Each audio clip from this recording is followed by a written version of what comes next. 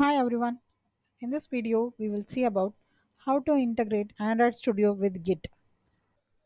Let us see the steps involved in this process. First, we have to install Git. Then we have to create a GitHub repository. We have to initialize the local repository and then we have to use the Git features in the Android Studio. Now let us see each steps in detail. First, we have to install Git. Based on the type of OS, we have to download and install Git. Now we have to create a GitHub repository. Now we have to initialize a local repository. Once done, now we can see the Git option at the top. Now we can use the Git features in the Android Studio.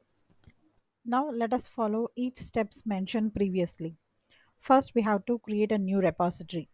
I already have a GitHub account, so I log into my account and then now I'm going to create a new repository. So here I'm going to give it a name as Git integration sample. If you need, you can give a description or otherwise you can skip. Now choose the visibility as either public or private. If you need, you can include a README file and then finally click create repository. Now we can see Git integration sample repository is created.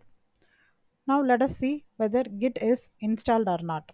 To do that, go to the C drive and then in the program files, you will find the Git.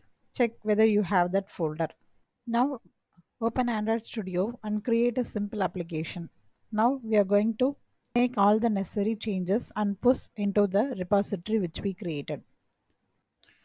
In the Android Studio at the top we can see version control system which is VCS. Select and select create Git repository.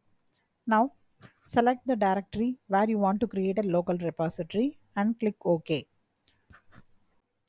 Now, after making necessary changes to the application, we can push the local changes to the remote repository which we created. For that, select commit local changes. Once we give some message about the first commit, we can commit and push the local changes to the remote repository. Now to push the local changes to the remote repository, we have to enter the URL of the repository which we created and then click OK. Now, when you check the repository, you can see all the changes that we done locally has been pushed to the GitHub account.